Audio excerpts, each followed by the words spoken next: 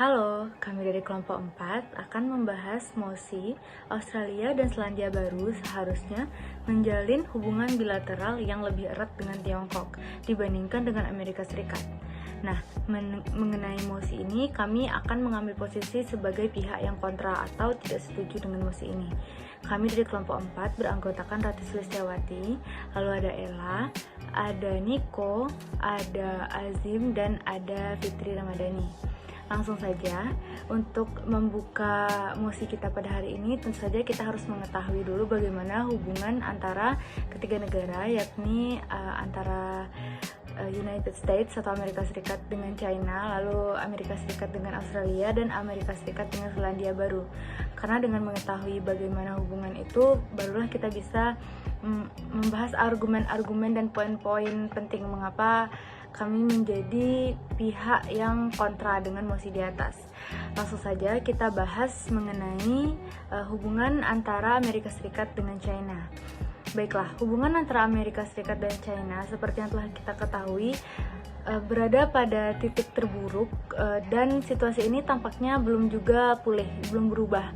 Saat ini kita bisa menggambarkan hubungan antara Amerika Serikat dan China ini sebagai perang dingin yang baru. Ya, maksudnya adalah persaingannya ini bukan lagi suatu perang yang langsung seperti militer, namun lebih ke perdagangan dan hubungan diplomatik yang antara kedua negara ini. Lalu kalau membahas antar hubungan selanjutnya, yaitu Amerika Serikat dan Australia, itu bisa kita lihat dari kilas balik di tahun 2019, di mana Amerika Serikat dan Australia disebut memiliki hubungan diplomatik terkuat karena adanya bukti bahwa pejabat Amerika Serikat saat itu, presidennya yaitu Donald Trump, dan Perdana Menteri Australia saat itu Scott Morrison menyepakati dan membatasi para pencari suaka menepis kecemasan manusia terhadap perubahan iklim. Lalu sama-sama berada pada pihak yang menekan Iran, lalu mengecualikan teknologi dari Huawei, suatu perusahaan teknologi besar dari Tiongkok, dan 5G-nya, teknologi 5G-nya. Di quotes bisa kita kuotasi bahwa ini adalah salah satu hubungan yang terkuat dan terlama dimanapun antara suatu negara. Ini menunjukkan bahwa Amerika Serikat dan Australia memiliki hubungan yang baik-baik saja dan cenderung bersahabat begitu. Lalu pada yang ketiga, poin penjelasan ketiga, yaitu hubungan antara Amerika Serikat dan New Zealand. Jadi begini, New Zealand atau Selandia Baru adalah mitra sekaligus sahabat kuat dari Amerika Serikat.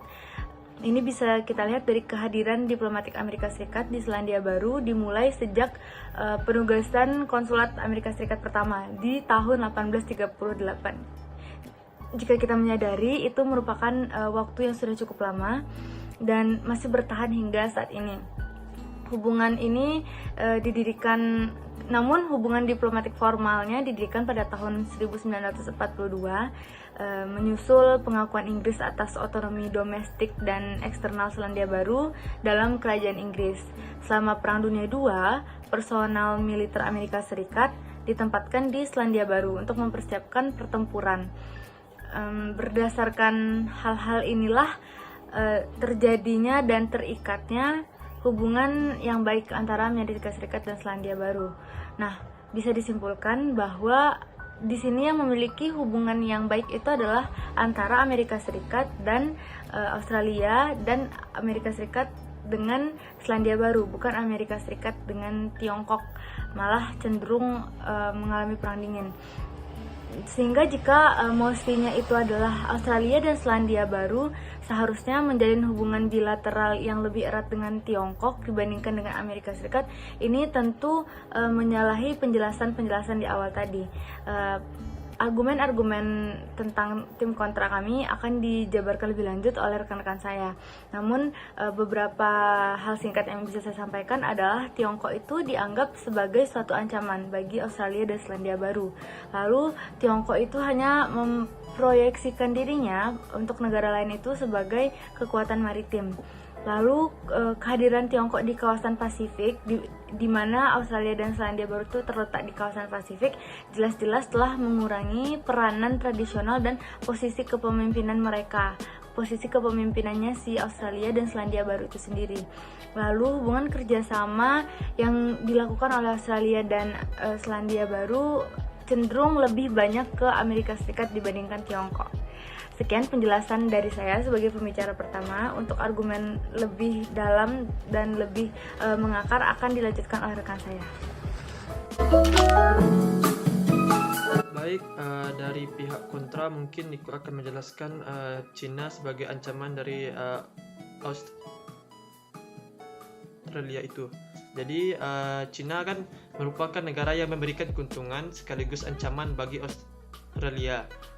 Kebangkitan militer Cina dan agresivitasnya di kawasan Asia Pasifik mengubah dinamika dan meningkatkan kompleksitas sistem internasional sehingga sangat berpengaruh terhadap stabilitas kawasan.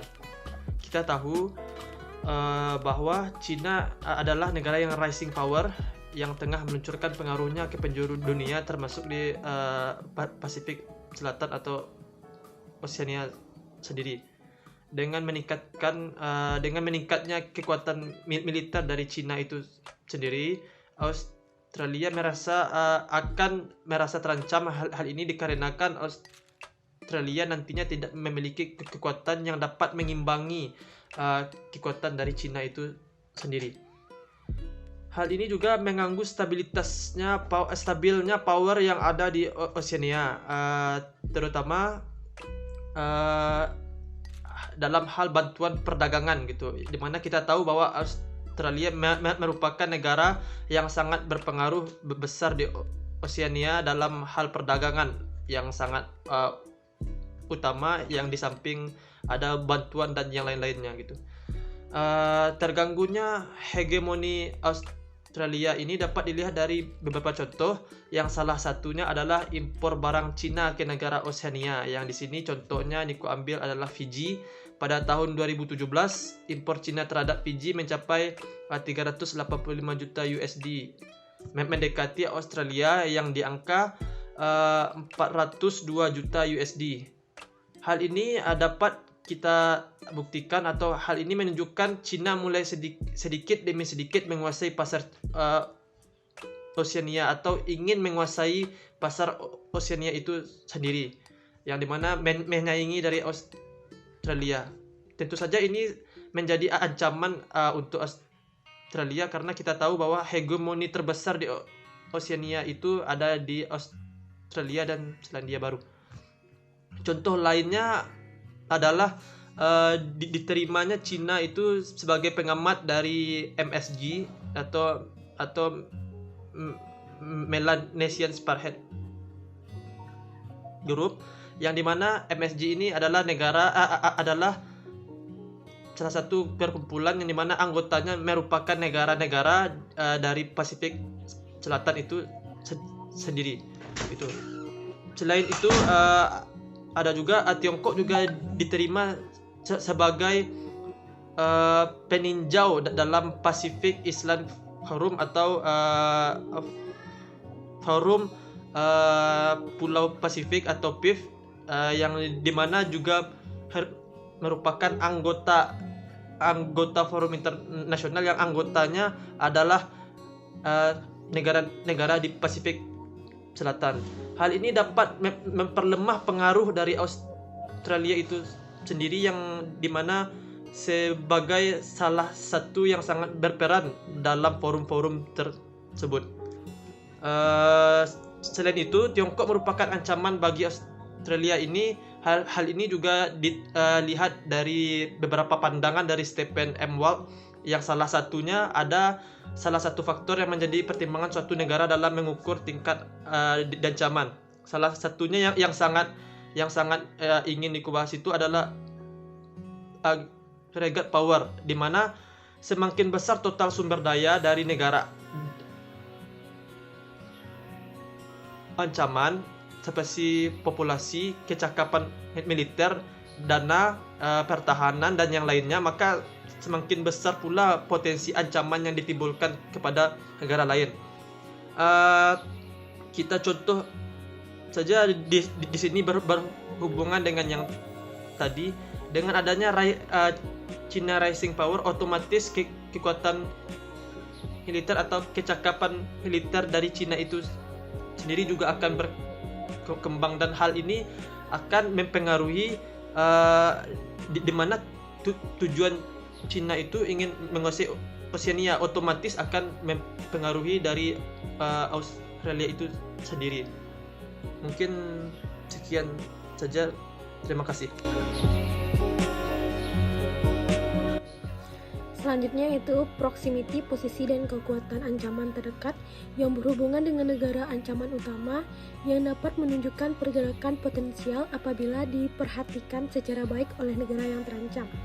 Dari segi proximity yang berpeluang menjadi ancaman bagi Australia adalah kedekatan hubungan yang dibangun oleh Tiongkok terhadap negara-negara di kawasan Pasifik Selatan yang berpotensi menjadi seperti kedekatan Tiongkok Asia Tenggara, termasuk yang terdekat yaitu Indonesia yang notabene-nya tergabung dalam ASEAN. Tiongkok juga berhasil dalam memperkuat pengaruhnya di kawasan dan menjadikan negara-negara seperti Fiji, Vanuatu, Kepulauan Solomon, Samoa, dan lainnya sebagai poros baru mitra kerjasama Tiongkok. Maka negara-negara kecil ini yang memiliki jarak geografis yang lebih dekat dengan Australia, sehingga semakin meningkatkan ancaman bagi keamanan Australia sebagai perwakilan Amerika Serikat di Pasifik Selatan. Baiklah, pada kesempatan kali ini saya akan mencoba menjawab pertanyaan tentang apakah Australia dan Selandia Baru seharusnya menjalin hubungan bilateral yang lebih erat dengan Tiongkok atau dibandingkan dengan Amerika Serikat.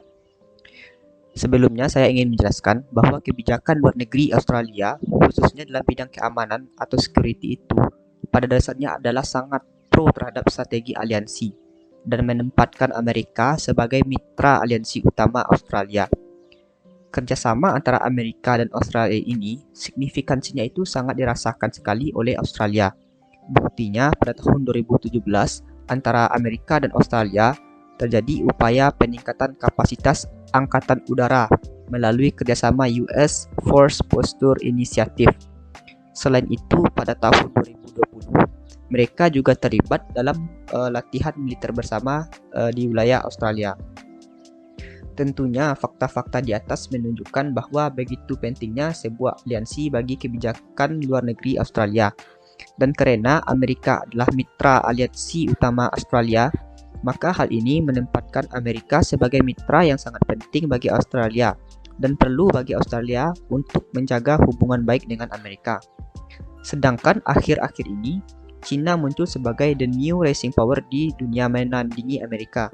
Bukan hanya sekedar itu, China juga berusaha untuk meluaskan pengaruhnya ke seluruh dunia, termasuk di kawasan Indo-Pasifik seperti kawasan Oceania dan Australia. Sedangkan, seperti yang kita ketahui, bahwasanya kawasan tersebut sebelumnya telah dihuni oleh Amerika terlebih dahulu. Dengan adanya kehadiran China di kawasan tersebut, tentu akan memperpanas suasana di kawasan tersebut. Jika hal itu terus berlanjut, maka situasi tersebut bisa mengarah ke arah konflik di kawasan tersebut.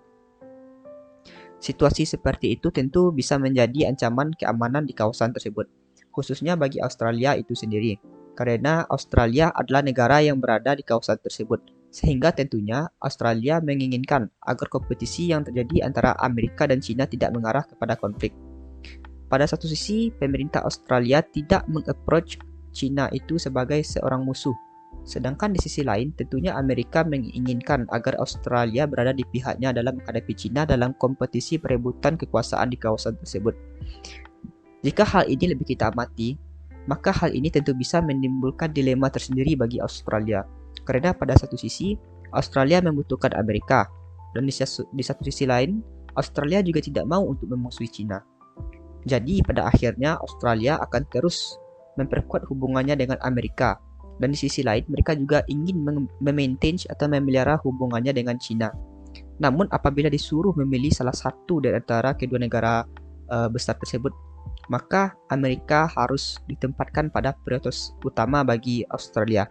Karena Amerika tidak hanya memiliki kerjasama ekonomi yang baik saja dengan Australia, tetapi juga memiliki kerjasama militer atau keamanan yang sangat baik dengan Australia. Berbeda halnya dengan China. China hanya sebatas kerjasama ekonomi dengan Australia, namun tidak memiliki kerjasama dalam bidang keamanan seperti yang terjadi dengan Amerika. Jadi sekian dari saya. Saya akhiri dengan wassalamualaikum warahmatullahi wabarakatuh. Kehadiran Tiongkok di kawasan Pasifik Selatan jelas-jelas telah mengurangi peran tradisional dan posisi kepemimpinan Australia di kawasan Oceania. Nah, kehadiran militer Tiongkok di Pasifik Selatan telah menjadi ancaman bagi Australia dan Selandia Baru. Untuk merespon rising China power ini, Australia telah memilih Amerika Serikat untuk membentuk aliansi dalam melawan kebangkitan militer China ini. Nah, salah satunya Australia membentuk rezim keamanan dengan Amerika Serikat dalam bentuk kerjasama Force Posture. Inisiasi kerjasama Force Posture Australia dengan Amerika Serikat ini bertujuan untuk menciptakan stabilitas keamanan di wilayah Australia dari kebangkitan militer Cina. Nah, Force Posture merupakan strategi keamanan Australia dalam mengimbangi kebangkitan militer Cina. Kebangkitan militer Cina dan agresivitasnya di kawasan Asia Pasifik mengubah dinamika dan meningkatkan kompleksitas sistem internasional sehingga sangat berpengaruh terhadap stabilitas kawasan. Dengan meningkatnya kekuatan militer Cina di Australia, Australia merasa terancam dengan hal ini dikarenakan Australia tidak memiliki kekuatan yang dapat menyeimbangi kekuatan Cina. Nah, untuk dapat menciptakan dan menjaga perdamaian kawasan, Australia kemudian membutuhkan kehadiran sekutu yang kuat yang dapat melengkapi kekurangan Australia ini. Nah, sehingga Amerika Serikat kemudian menjadi jawaban yang dibutuhkan oleh Australia untuk menciptakan perdamaian dan menjaga stabilitas keamanan di kawasan Australia ini. Nah, Amerika Serikat dan Australia kemudian menguatkan aliansinya dengan menginisiasi kerjasama keamanan Force Posture untuk menanggapi dinamika keamanan kawasan.